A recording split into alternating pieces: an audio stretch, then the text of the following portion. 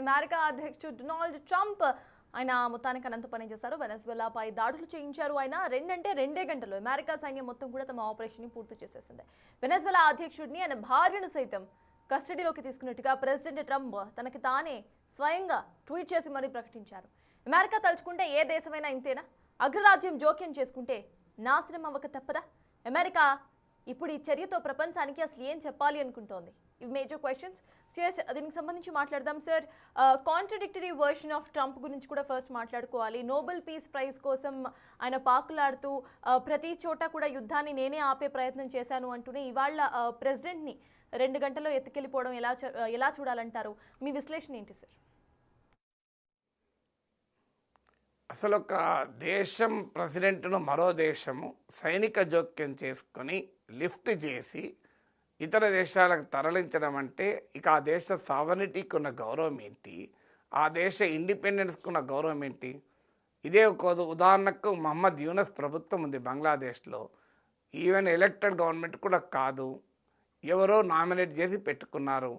Islamist శక్తులకు ఊతాండిస్తున్నాడు, హిందువులపైన దాడులు చేస్తున్నాడు, భారత్ వ్యతిరేక కార్యకలాపాలు పాల్పడుతున్నాడు, భారత్కు వ్యతిరేకంగా పాకిస్తాన్తో కలిసి కుట్రలు పన్నుతున్నాడు.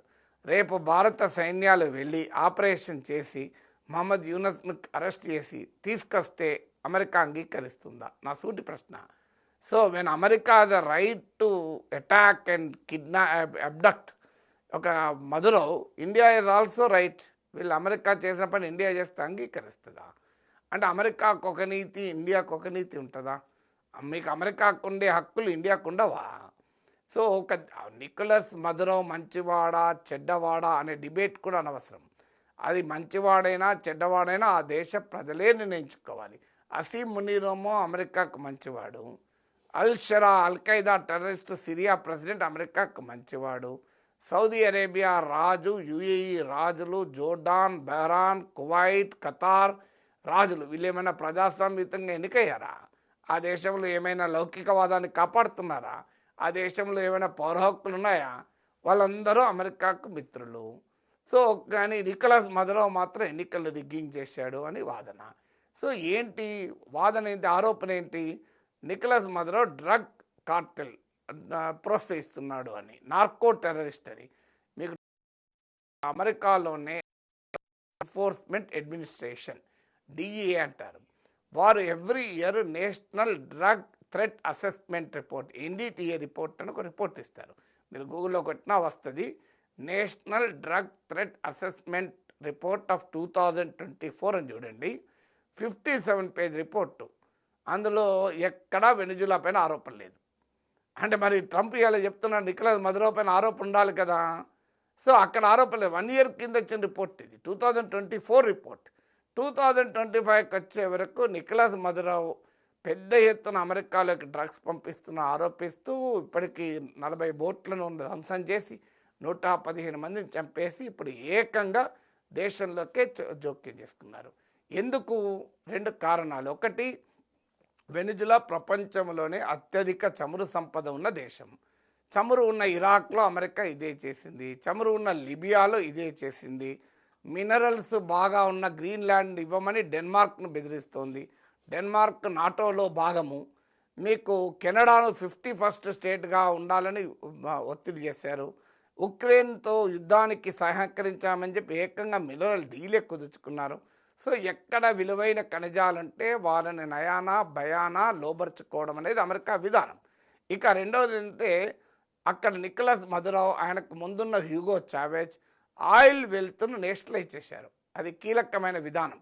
అంటే అమెరికన్ మల్టీనేషనల్స్కు ఛాన్స్ ఇవ్వకుండా వాటిని నేషనలైజ్ చేసి దాంతో అమెరికన్ కంపెనీలను ఎక్సాన్ మొబిల్ ఇలాంటి కంపెనీల ప్రయోజనాలకు దెబ్బ తగిలాయి.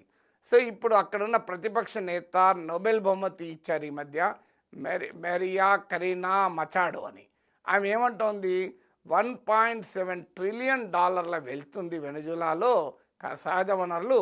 $1.7 ట్రిలియన్, $1 ట్రిలియన్ అంటే $1,00,00,000, సుమారు $2,00,00,000 సంపద ఉంది.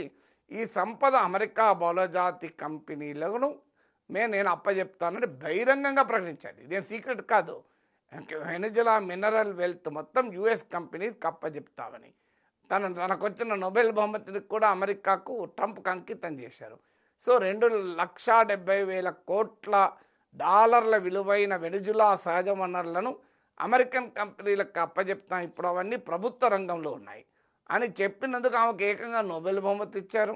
ఇప్పుడు ఆమె ప్రత్యర్థి అయిన నికోలస్ మదురోను తొలగించి ఆమెను ఇప్పుడు ప్రెసిడెంట్గా అమెరికా చేయబోతోంది. సో క్లియర్ కాన్స్పిరసీ అర్థమవుతుంది కదా. నికోలస్ మదురో మంచివాడా చెడ్డవాడా ఆయన ఎన్నికల్ని పద్ధతి ప్రకారం నడిపాడా లేడా అది తర్వాత సంగతి. అసలు విషయం ఏంటంటే అమెరికాకి ఎవరిచ్చారో ఈ అధికారం అనేది ప్రశ్న. ఆ దేశ ప్రజలకే వదిలేయాలి వాళ్ళు ఏం చేయాలనేది. పోనీ వెనిజులా వల్ల అమెరికాకి ఏమైనా థ్రెట్ ఉందా? ప్రపంచంలో అమెరికా కానీ అమెరికా మిత్రదేశం పైన ఏమైనా నికోలస్ మదురో యుద్ధం చేశాడా? వెనిజులా దాడి చేశాడా?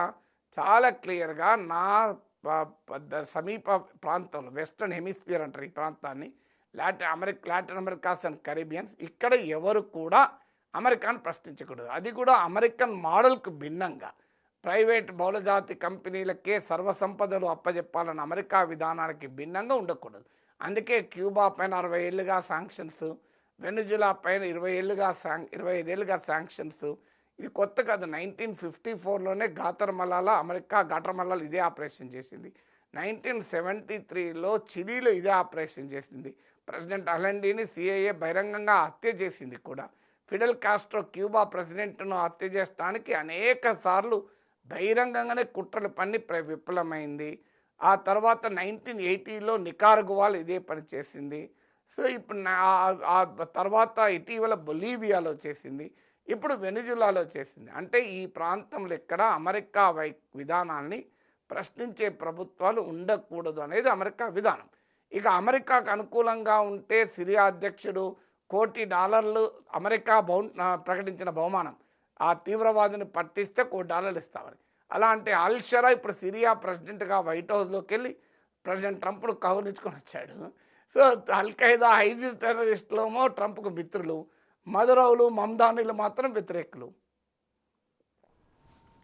సార్ ప్రెసెంట్ ఇంత జరుగుతున్నా సరే ఏ దేశం కూడా రియాక్ట్ అవ్వకపోవడం ఎలా చూడాలి? అండ్ ట్రంప్ చేస్తున్న ఏదైతే ఈ వైఖరి ఉందో మొత్తం ప్రపంచానికి అసలు ఎటువంటి సంకేతాన్ని ఇస్తుంది అనుకోవాలి సార్?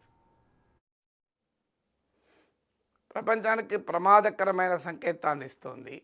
తనకు నచ్చని, తన మాట వినని దేశం పైన ఏమైనా చేస్తానని.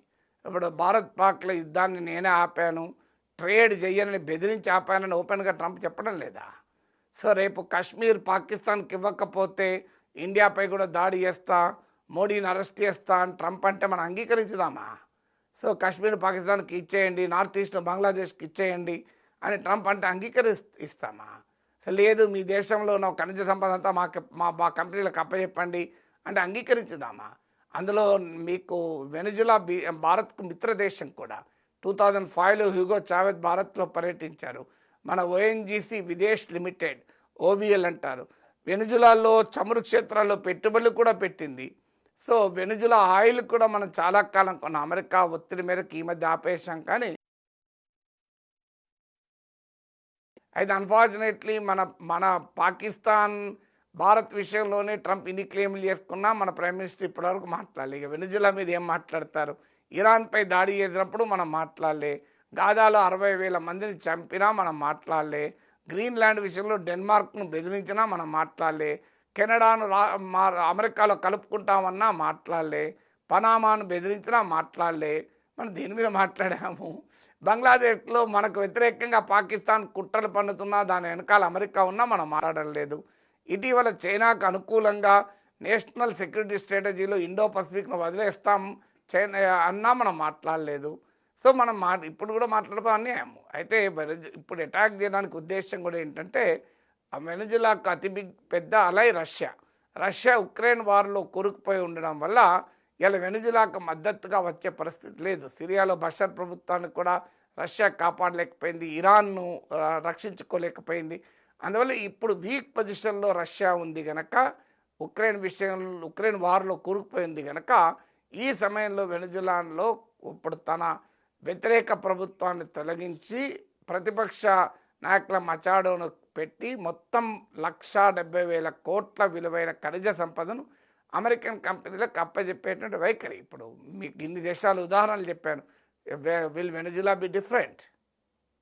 సార్, నేషనల్ పాలిటిక్స్ మీద ఇంటర్నేషనల్లీ ఇట్లాగా ఒక ఒత్తిడి తీసుకురావడం, లేకపోతే ఇట్లా కిడ్నాప్ చేస్తామంటూ బెదిరించడం, అంటే ఇది ఫస్ట్ యాక్ట్ అయినా సరే ప్రపంచం మొత్తం కూడా ఆబ్వియస్లీ చూస్తుంది కాబట్టి నెక్స్ట్ చిన్న చిన్న దేశాలు ఆబ్వియస్లీ భయపడే ఛాన్సెస్ ఉంటాయి. సో దీన్ని ఆపాలంటే ఎలాగా? ఇప్పటి వరకు ఏ కంట్రీ కూడా కనీసం మాట్లాడలేదు. సో మాట్లాడకుండా ఉండటం ఫ్రీ హ్యాండ్ ఇచ్చినట్టే అవుతుంది అనుకోవాలా? ఖచ్చితంగా. అంటే మల్టీపోలారిటీ అంటే ప్రపంచంలో ఒక దేశానికి తిరుగులేని ఆధిపత్యం ఉంటే వచ్చే ప్రమాదం ఇది. ఇవాళ అమెరికా పైన అమెరికాకు ప్రపంచంలో 5 రకాల ఆధిపత్యాలు ఉన్నాయని సమీర్ అమీన్ అనే ఒక ఈజిప్షియన్ ఎకానమిస్ట్ అన్న మాటలు. 1 సహజ వనరుల పైన ఆధిపత్యం, 2 కరెన్సీ పైన ఆధిపత్యం, 3 సైన్స్ అండ్ టెక్నాలజీ పైన ఆధిపత్యం, 4 న్యూక్లియర్ వెపన్స్ లాంటి weapons of mass destruction military ఆధిపత్యం, 5 కల్చర్ పైన ఆధిపత్యం. సో ఈ 5 రకాల ఆధిపత్యాలు ఉండడం వల్ల అమెరికా రాజ్యం, అమెరికా ప్రజలకు మనకేం అభ్యంతరం లేదు. అమెరికా గొప్ప సమాజము, అమెరికా గొప్ప దేశము, సివిల్ లిబర్టీస్, సివిల్ సొసైటీ చాలా బలంగా ఉన్న దేశం, చాలా ఫ్రీడమ్ ఉన్న కంట్రీ, ఎంటర్ప్రినర్షిప్ ఉన్న country. So the problem is not with American society, problem is with the American state. So American state, America రాజ్య వ్యవస్థను కార్పొరేట్లు, బిగ్ కంపెనీస్ రన్ చేస్తాయి. సో అమెరికాలో ఎవరు ప్రెసిడెంట్ అయినా ఈ పెద్ద కంపెనీలే డొనేషన్లు ఇస్తుంటాయి. డొనాల్డ్ ట్రంప్ అయినా, బరాక్ ఒబామా అయినా. ఇంత డెమోక్రటిక్గా కనబడే బరాక్ ఒబామా కూడా ఇలాంటి యుద్ధాలు చేశాడు, తేడా ఏం లేదు. సో ఎందుకంటే ఆ బిగ్ కంపెనీసే వీళ్ళ ఫండింగ్ చేస్తాయి. ఆ బిగ్ కంపెనీస్ యొక్క ప్రయోజనాలని వీళ్ళు కాపాడుతుంటారు. ఇప్పుడు ఎక్సాన్ మొబిల్ ఇది బిగ్ డోనార్, అందుకే ఎక్సాన్ మొబిల్ ఇంట్రెస్ట్లను వెనిజులాలో కాపాడుతారు.